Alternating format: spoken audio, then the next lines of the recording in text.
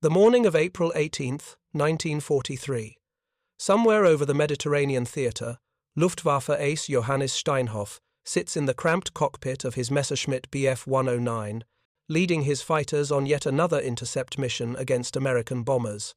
He's been flying combat since 1936, survived the Battle of Britain, commanded squadrons in North Africa. He's seen everything this war has to offer, or so he thinks. The radio crackles with routine chatter. Then a transmission cuts through, marked urgent, originating from higher command. Within minutes, the message filters down through Luftwaffe units across occupied Europe. If you're enjoying this deep dive into the story, hit the subscribe button and let us know in the comments from where in the world you are watching from today. Admiral Isoroku Yamamoto, commander of the Japanese Combined Fleet, architect of Pearl Harbor, has been killed. Shot down over Bougainville by American P-38 Lightning fighters. The transmission includes details that make experienced German pilots pause mid-flight. The Americans flew over 400 miles, one way, through enemy territory. No fighter escort has that range, not the British Spitfires, not the American P-42s they've been facing in North Africa, not even the P-47 Thunderbolts just arriving in England. Steinhoff processes this information with the cold calculation of a man who's survived 3 years of aerial combat. If the Americans can send fighters 420 miles into enemy airspace to execute a precision strike, if they can navigate over open ocean without landmarks, maintain radio silence for hours, and still arrive at exactly the right place at exactly the right time, then everything about this war just changed. This isn't just about one Japanese admiral. This is about what it means, about what's coming, about the future of air warfare itself. In officers' clubs from Sicily to Norway, from the French coast to the Eastern Front, the same conversations unfold. Veteran German pilots, men with dozens or hundreds of kills, men who've dominated European skies for years, suddenly doing mathematics that don't favor Germany. 420 miles. That's farther than the distance from the English Channel to Berlin. If American fighters can escort bombers that deep into Germany, the entire defensive strategy of the Reich becomes obsolete. To understand why Yamamoto's death sent shockwaves through the Luftwaffe, you need to understand the strategic situation in April 1943. On paper, Germany still held air superiority over occupied Europe. The Luftwaffe fighter force numbered approximately 2,000 operational aircraft. German pilots were the most experienced in the world. Some had been flying combat missions since the Spanish Civil War in 1936. A significant number had over 100 confirmed kills. The problem wasn't quality, it was mathematics and geography. American bomber production was accelerating beyond anything Germany could match. In 1942, the United States produced over 47,000 aircraft. Germany produced 15,600. In 1943, American production would reach 85,000 aircraft. German production would reach 24,800. Those numbers represented an industrial gap that no amount of pilot skill could overcome. But production wasn't the immediate crisis. The immediate crisis was range. Throughout 1942 and into early 1943, the Luftwaffe's defensive strategy exploited a simple geographic reality. American bombers flying from England could strike targets deep in Germany, but without fighter escort, they suffered catastrophic losses. German fighters attacked bombers with impunity beyond the range of Allied escort fighters. The P-47 Thunderbolt, introduced to combat in April 1943, could escort bombers to the German border when equipped with drop tanks.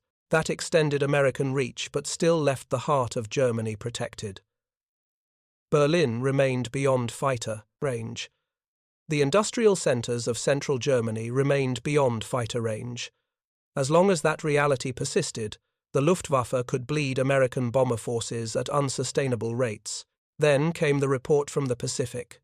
P-38 Lightnings, the twin-engine fighter that German intelligence had tracked since 1942, just executed a mission impossible by previous standards, 420 miles, over open ocean, precise navigation, perfect timing, successful interception, complete mission success.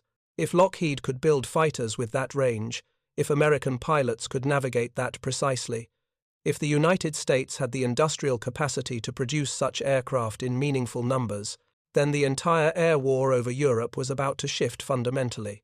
Major Hannes Trautloft, an ace with 58 confirmed victories, commander of fighter forces in Norway, received the Yamamoto news while planning defensive operations against Allied shipping. He understood immediately what it meant for his operational area. Norway sat at the extreme range of British bombers operating from Scotland. German forces there had always operated with the comfortable knowledge that fighter escort for those bombers was impossible. The distances were too great. If American long-range fighters deployed to Scotland or Iceland, suddenly Norwegian airspace wasn't safe anymore. The aluminum production facilities at Glomfjord, the submarine pens along the coast, the shipping routes to Germany. All of it became vulnerable in ways it hadn't been before. Trautloft drafted a report to higher command outlining the implications. He estimated that deployment of long-range American fighters to northern bases could cut German shipping capacity by 30% within 6 months. In Sicily, Luftwaffe units were already experiencing the growing pressure of Allied air superiority. The invasion of North Africa in November 1942 had brought massive American air power to the Mediterranean theatre.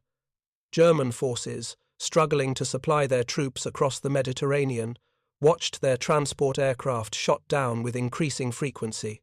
The appearance of P-38 Lightnings in North Africa in November 1942 had already demonstrated the aircraft's capabilities. German pilots quickly learned that the Lightning was fast, could climb rapidly, and carried devastating firepower. 4 50-caliber machine guns plus a 20mm cannon, all mounted in the nose, created a cone of fire that could shred a Messerschmitt. Early engagements went poorly for the Germans. On November 28, 1942, Bf 109 pilots from Jagdgeschwader 53 claimed 7 P-38 seconds for no losses. It seemed like the Lightning was just another American fighter, perhaps even inferior to German types in skilled hands. But that assessment changed as American pilots gained experience and tactics improved. By early 1943, P-38 pilots were scoring consistent victories against German fighters.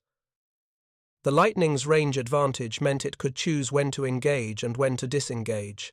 German pilots couldn't pursue Lightnings that simply climbed away and flew home. They couldn't catch bombers whose fighter escorts remained with them all the way to the target and all the way back. The news about Yamamoto crystallized something German pilots had been noticing but perhaps not fully processing. American military capabilities were developing along different lines than European warfare. Where European combat emphasized pilot skill and aircraft maneuverability, American strategy emphasized range, firepower, and industrial production. The P-38 embodied this philosophy. Twin engines provided redundancy and extended range. Heavy armament provided overwhelming firepower. Centralized nose-mounted guns eliminated convergence problems. It wasn't the most maneuverable fighter. German aces could outturn it in a Bf 109 or FW-190, but the P-38 didn't need to turn. It had the speed to decide whether to fight. It had the range to escort bombers anywhere. It had the firepower to destroy any target it caught. Oberst Adolf Galland, General of Fighter Pilots for the entire Luftwaffe, received detailed intelligence reports about the Yamamoto mission within 72 hours. The reports included intercepts of American communications, statements from Japanese sources, and Luftwaffe intelligence analysis. Galland read them with the expertise of a man who'd shot down 94 enemy aircraft himself and understood both the tactical and strategic dimensions of air warfare. His assessment was grim. The Americans had demonstrated 3 capabilities that fundamentally threatened German air defense. First, long-range navigation. Flying 420 miles over open ocean without landmarks required navigation skills and equipment that exceeded what most Luftwaffe units possessed. The Americans had done it flawlessly. Second, operational security and intelligence. The Americans knew exactly when and where Yamamoto would be, which meant their intelligence capabilities were exceptional. They'd kept the mission secret despite involving 18 aircraft and extensive planning. Third, and most concerning, industrial capacity. The P-38 Lightning was a complex, expensive aircraft, twin engines, sophisticated turbochargers, advanced systems. It cost approximately $120,000 per aircraft in 1943, roughly twice the cost of a P-51 or P-47. The fact that Americans could afford to produce such aircraft in meaningful numbers, while also building tens of thousands of bombers, transport aircraft, and single-engine fighters demonstrated industrial superiority that Germany simply couldn't match. Galland drafted a memorandum to Reich Marshal Hermann Göring outlining the implications. He argued that Germany needed to accelerate development of jet fighters, the only technology that might provide performance advantages sufficient to overcome American numerical superiority. He requested increased production of conventional fighters to maintain defensive strength. He recommended tactical changes to conserve pilot strength, rather than throwing every available fighter against every American raid. Göring's response was characteristic. He dismissed Galland's concerns, accused fighter pilots of cowardice, and demanded that every Allied bomber raid be met with maximum force, regardless of losses. The disconnect between field commanders who understood the actual situation and higher leadership who refused to accept reality would plague the Luftwaffe for the remainder of the war. But the pilots flying the missions understood what was coming. In pilot-ready rooms across occupied Europe, the conversations were remarkably similar.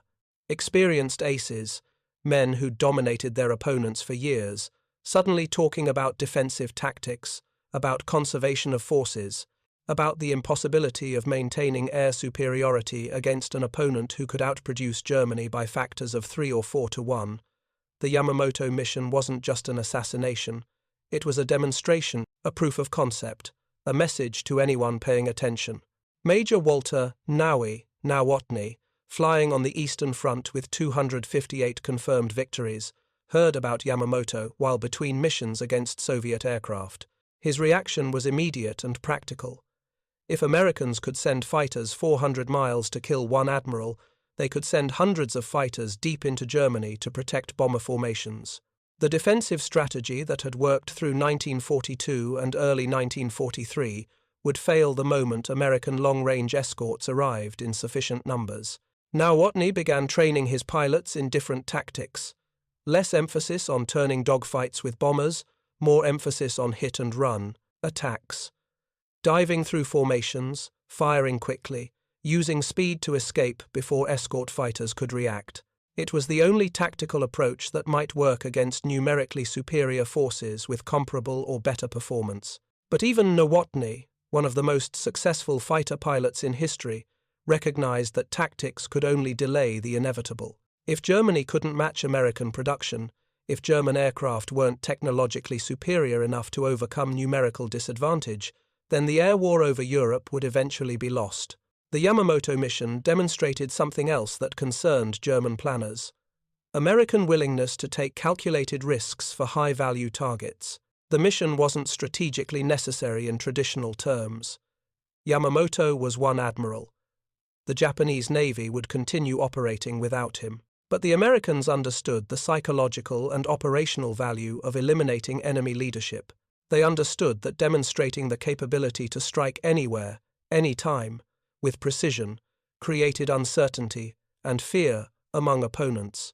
German military culture, despite its reputation for aggression, was actually quite conservative in operational planning.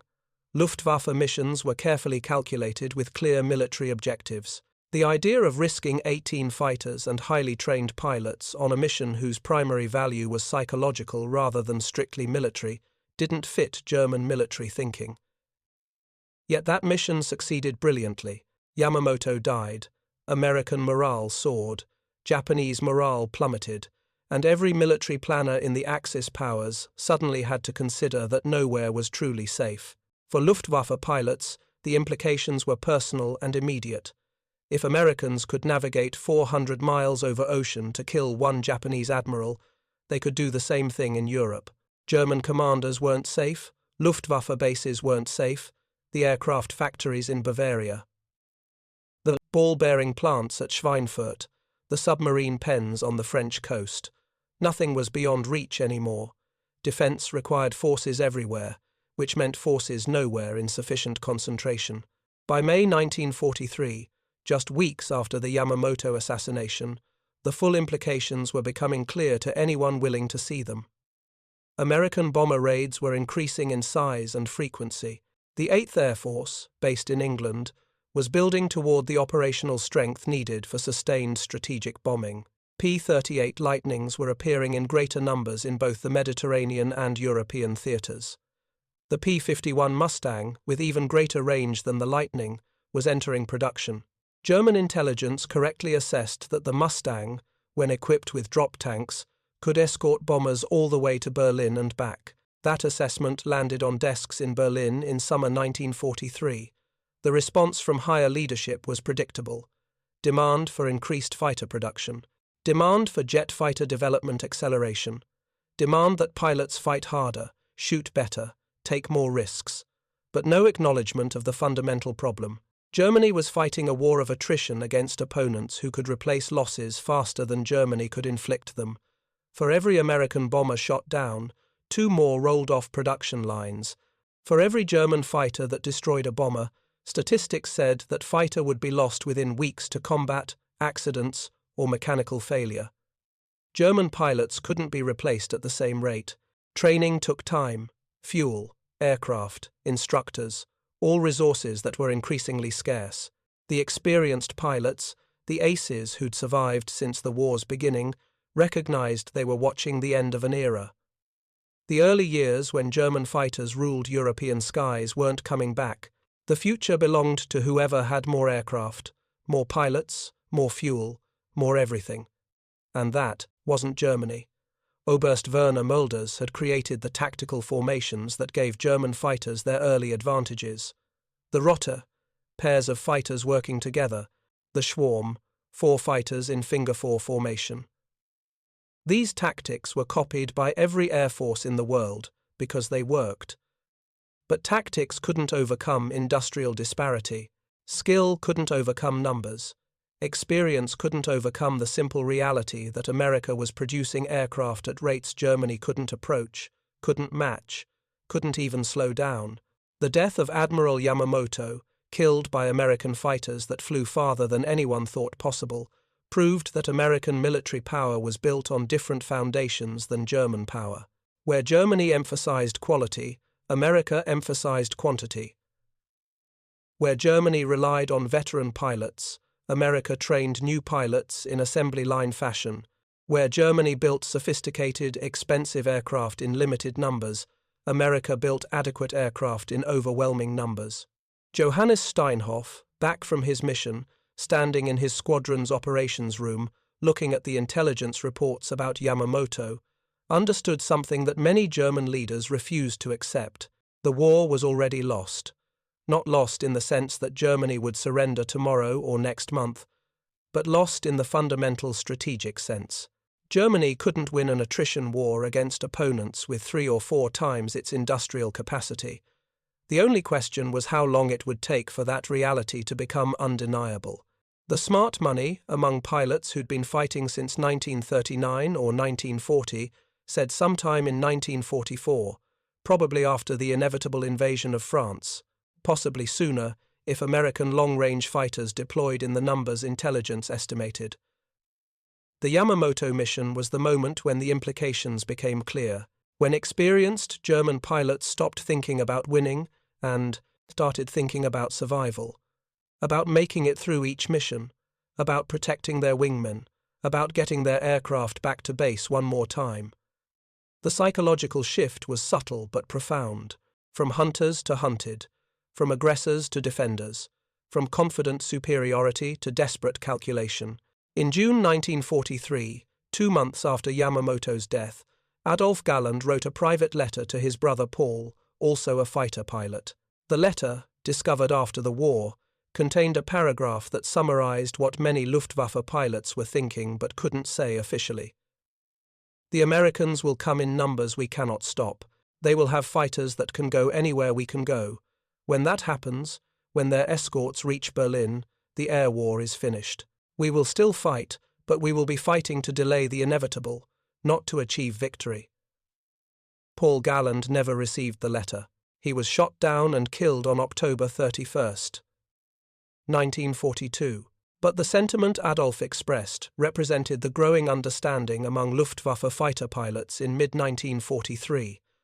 If you find this story engaging, please take a moment to subscribe and enable notifications. It helps us continue producing in-depth content like this. The war in the air was entering a new phase, a phase where German skill and experience would matter less with each passing month, where American industrial power would matter more. The assassination of Admiral Yamamoto, executed by fighters nobody thought had the range to reach the target, proved that American capabilities had evolved beyond what German intelligence had projected.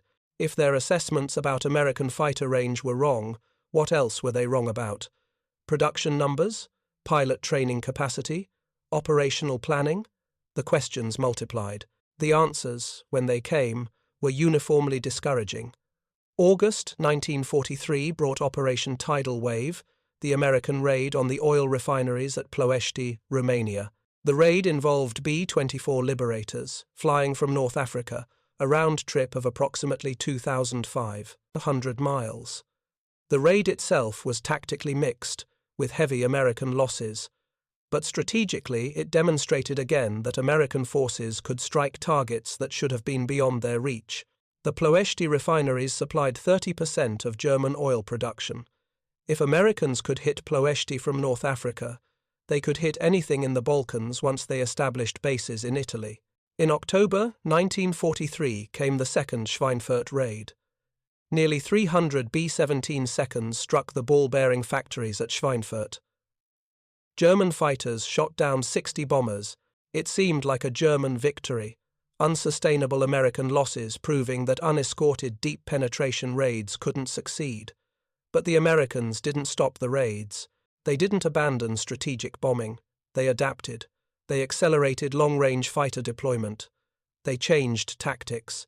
They accepted losses that would have forced Germany to fundamentally reconsider its strategy, and they kept coming. By December 1943, P-51 Mustangs began appearing over Germany in significant numbers. The first Mustang escort missions to targets inside Germany proved everything German pilots had feared. The Americans now had a fighter that could escort bombers anywhere in the Reich, that could outperform German fighters at high altitude. That was being produced in numbers that would overwhelm German defenses through sheer attrition. The strategic situation had shifted decisively. What the Yamamoto assassination demonstrated in April became operational reality by winter. American long-range fighters could go anywhere. German air defenses couldn't stop them. The only question was how quickly American production would build the forces needed to achieve complete air superiority. The answer came faster than even pessimistic German estimates projected. By February 1944 came Big Week, a series of coordinated American raids against German aircraft production facilities. Over 1,000 bombers and more than 600 escort fighters attacked targets across Germany. The Luftwaffe threw everything into the defense, lost over 250 fighters, killed or wounded nearly 100 experienced pilots. Those losses couldn't be replaced, not the aircraft, not the pilots, not the experience. When Big Week ended on February 25, 1944, the Luftwaffe had lost its ability to seriously contest American air superiority over Germany. German fighters would continue flying, pilots would continue fighting, aces would continue scoring victories, but the strategic reality was settled.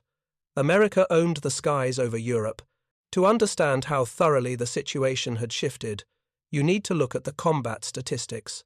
In January 1944, before Big Week, the Luftwaffe had approximately 2,000 operational single-engine fighters defending the Reich. By March, that number had dropped to 1,500, but the raw numbers told only part of the story. The more devastating statistic was pilot losses. In the first 3 months of 1944, the Luftwaffe lost nearly 18% of its fighter pilots, killed, wounded, or missing. Under normal circumstances, Losing 18% of your pilots over 3 months would be catastrophic. For the Luftwaffe in early 1944, it was survivable only because the training pipeline was still producing replacement pilots. But the replacements weren't equivalent to the losses. A veteran pilot with 50 or 100 missions had survival skills, tactical awareness, and shooting accuracy that no amount of training could replicate. When experienced pilots died and were replaced by pilots fresh from training schools, the overall effectiveness of the fighter force declined, even if the numbers on paper remained constant. Major Günther Rahl, one of the Luftwaffe's highest-scoring aces with 275 confirmed victories, most of them on the Eastern Front, transferred to Western Front operations in late 1943. He found a completely different combat environment than what he'd experienced fighting Soviets. On the Eastern Front, German fighters still maintained qualitative superiority over most Soviet aircraft. Soviet pilots were brave, sometimes skilled, but Soviet production emphasized quantity over sophistication. Against the Americans, Rahl encountered opponents flying aircraft equal or superior to German types, with tactics that emphasized mutual support and energy management rather than turning dogfights. American pilots might not have the individual skill of German aces, but they didn't need it. They had enough aircraft that they could afford to lose pilots while learning. They had tactics that minimized the advantages German experience provided. They had the P-51 Mustang, which at high altitude could outperform any German piston-engine fighter in service. Rahl survived the war, but many of his contemporaries didn't. Of the Luftwaffe pilots who achieved ace status, defined as 5 or more confirmed victories, over half were killed during the war. Of pilots who achieved over 100 victories, the casualty rate was even higher. The simple mathematics of attrition warfare meant that no matter how skilled you were, eventually probability caught up with you. Franz Stiegler, who would finish the war with 28 confirmed victories, encountered his first P-51 Mustangs in early 1944. His assessment was blunt and professional. The Mustang was faster than his FA-190 at altitude. It could outclimb him. It had longer range, which meant Mustang pilots could choose whether to engage or disengage. The only advantage the FW-190 retained was better roll rate at high speed and possibly better dive performance. Stiegler developed tactics to exploit those advantages. Dive on bomber formations, attack quickly, roll away and dive before. Mustang escorts could respond. Never get into a sustained turning fight. Never try to climb away from a Mustang. Never underestimate American pilots who might not have your experience but had excellent training and overwhelming numbers backing them up. These tactics kept Stiegler alive. They weren't enough to change the strategic outcome. By spring 1944, American bombers were striking targets across Germany with near impunity. Fighter escorts outnumbered defending German fighters by ratios of 3 or 4 to 1. The Luftwaffe could no longer concentrate forces because American raids hit multiple targets simultaneously. German pilots flew multiple missions per day, burning through irreplaceable fuel reserves and wearing down both aircraft and pilots. The invasion of Normandy on June 6, 1944, demonstrated the complete collapse of Luftwaffe operational capability in the West. On D-Day, the Luftwaffe managed only 319 sorties over the invasion beaches. The Allies flew over 14,000 sorties. German pilots who tried to attack the invasion fleet found themselves outnumbered by factors of 20 or 30 to 1. Most were shot down before they could reach their targets. The survivors returned to bases in France that were themselves under attack by Allied fighter bombers. Josef Pips Priller, commander of Jagdgeschwader 26, made one of the few Luftwaffe attacks against the Normandy beaches on D-Day. He and his wingman, flying 4 190s, made a single strafing pass over the beach and immediately departed. When asked why he hadn't pressed the attack, Priller's response was simple: because he'd seen approximately 100 Allied fighters and 2 German fighters. The mathematics were clear. By summer 1944, 15 months after the Yamamoto assassination, the implications that German pilots had recognized immediately had become operational reality. American long-range fighters could escort bombers anywhere in Europe. German air defenses couldn't stop them. The Luftwaffe was reduced to spoiling attacks, nuisance raids, and desperate defensive efforts that delayed but couldn't prevent the inevitable. The question German pilots asked themselves wasn't whether Germany would lose the air war. That was settled. The question was whether they would personally survive long enough to see the end. For many, the answer was no. The statistics on Luftwaffe pilot casualties in 1944 are stark. In 12 months, from January to December 1944, the Luftwaffe lost over 9,000 fighter pilots, killed, wounded, or missing. That represented more than 4 times the entire fighter pilot strength at the start of the year. The only reason the Luftwaffe continued flying was that pilot training, despite degraded quality, continued producing replacements. But the replacements had less training, less experience, and lower survival rates than the men they replaced. The average life expectancy for a new Luftwaffe fighter pilot in late 1944 was measured in missions, not dozens of missions, single digits. Heinrich Oehler, a veteran with over 200 victories, mostly on the Eastern Front, found himself commanding increasingly inexperienced pilots in late 1944. He could teach them tactics, he could show them how to attack bombers and evade escort fighters. What he couldn't teach them was the survival instinct that came only from experience, the split-second recognition of danger, the automatic defensive reactions, the judgment to know when to attack and when to run. Oehler watched pilot after pilot die in their first few missions, killed by American fighters they never saw, shot down by bomber defensive fire because they attacked from predictable angles, lost to mechanical failures because they lacked the experience to recognize warning signs. It was a meat grinder, a systematic destruction of German fighter capability through simple attrition. The introduction of jet fighters in late 1944 offered brief hope.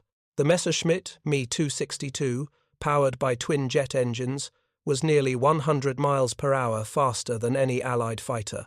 In theory, the Me-262 could engage American bombers with impunity, destroy them, and escape before escort fighters could react. In practice, the jets suffered from numerous problems. Jet engines were unreliable.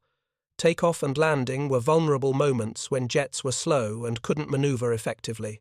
Allied fighters learned to patrol near German jet bases and attack during takeoff and landing. Most critically, Germany didn't have enough jets to matter. Production numbers for the Me-262 topped out at around 1,400 aircraft.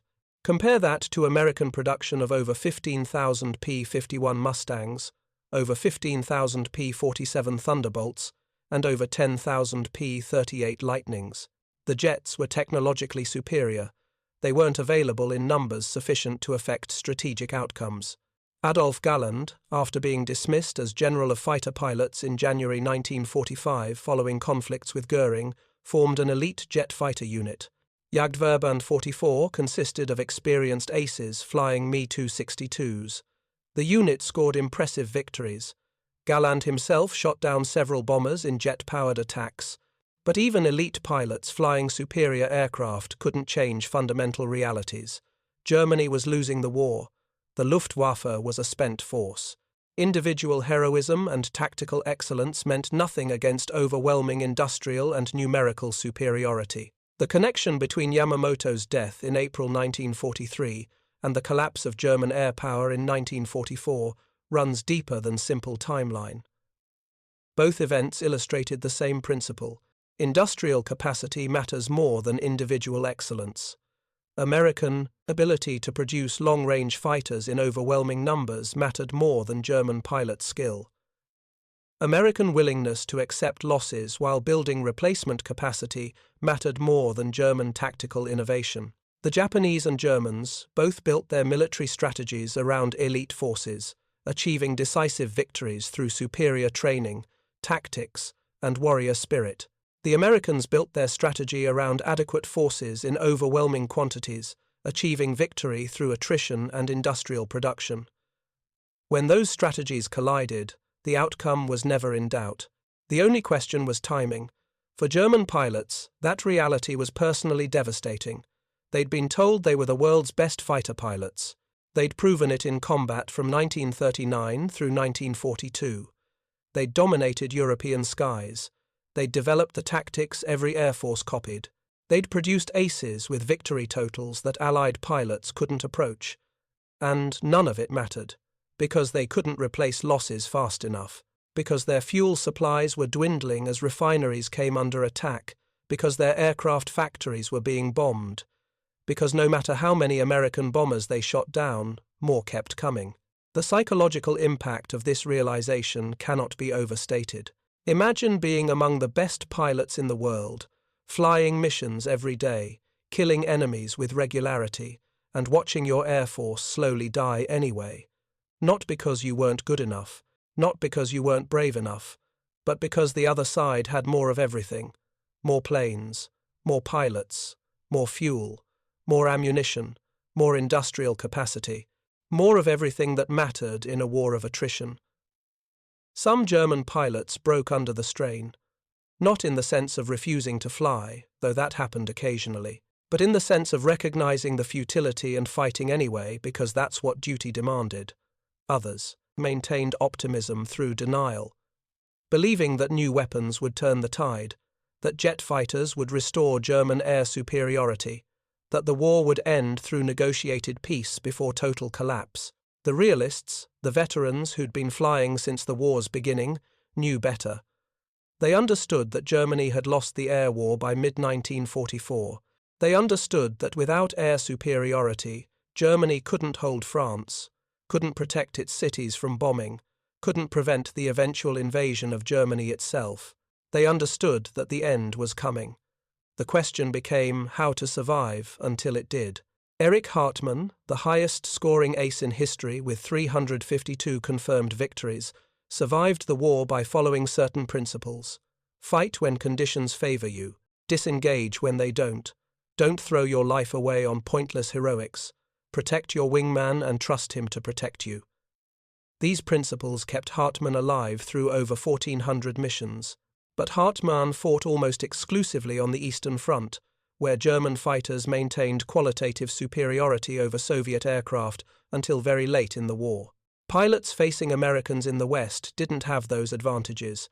They were outnumbered, often outperformed, always under pressure from an enemy that could replace losses while German losses became permanent. By late 1944, German fighter pilots were conducting what military historians call spoiling attacks.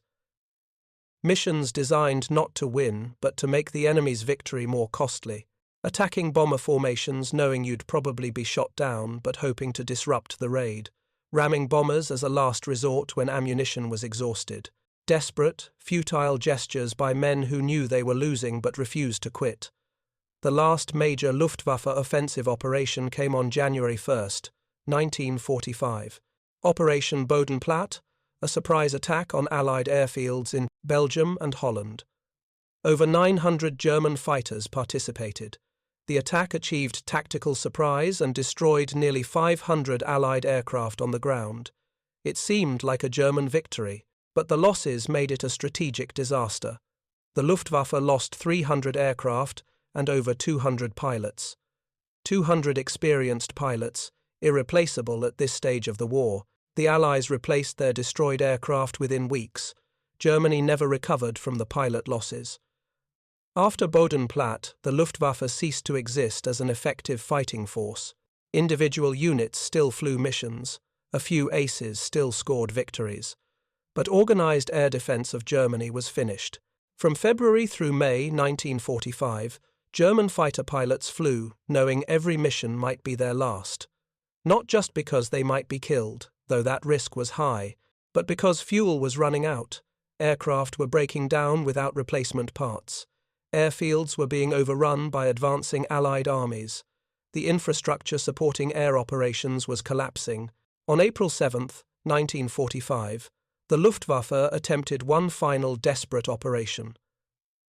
Student pilots, hastily trained, were ordered to ram American bombers in a mass suicide attack. Over 180 pilots participated. Most were shot down before reaching the bombers. A few succeeded in ramming their targets. 3/4 of the German pilots were killed. The operation changed nothing.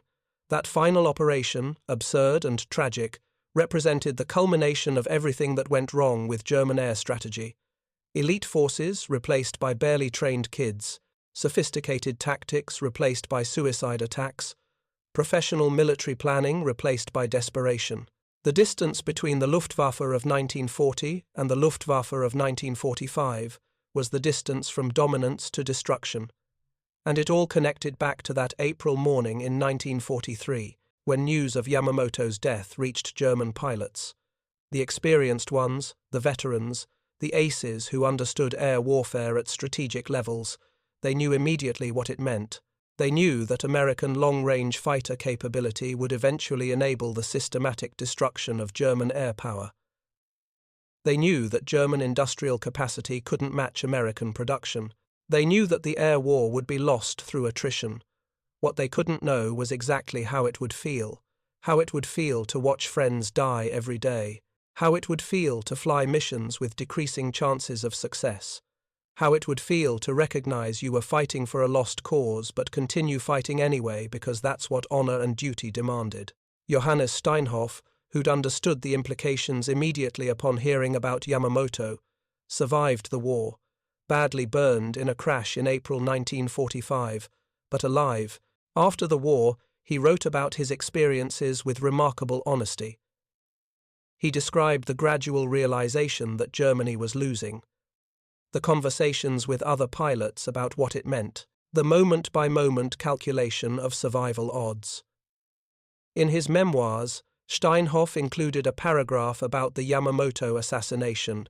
He wrote that experienced German pilots recognized immediately that American long-range fighter capability represented a fundamental shift in the air war. That tactical excellence and individual heroism couldn't overcome industrial and numerical disadvantages. That the war was effectively lost the moment American fighters could reach anywhere in Germany. Not everyone agreed with that assessment. Some German pilots maintained optimism, others focused on immediate tactical concerns rather than strategic implications. But among the experienced aces, the veterans who'd been flying since the war's beginning, there was widespread recognition that something had changed fundamentally in April 1943. The specific catalyst was Yamamoto's death. The underlying reality was American industrial power combined with long-range fighter technology.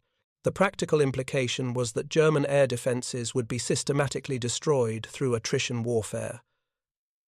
The timeline from recognition to reality was approximately 12 months.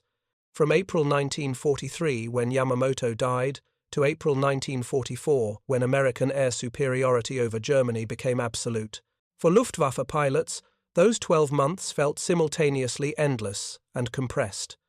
Endless because every day brought more missions, more losses, more evidence that the situation was deteriorating. Compressed because the strategic collapse happened faster than anyone expected. One day you're fighting on equal terms. The next day you're outnumbered 3-1. The day after that you're outnumbered 5-1 and the Americans have better aircraft. The speed of American industrial mobilization consistently exceeded German estimates. Intelligence reports projected certain production numbers. Actual production exceeded those projections by 20 or 30%. Plans based on fighting a certain number of American aircraft became obsolete when Americans showed up with twice that number. Every calculation, every strategy, every tactical innovation had to account for American ability to produce war material at rates Germany couldn't match. And that reality traced directly back to the strategic question the Yamamoto assassination highlighted.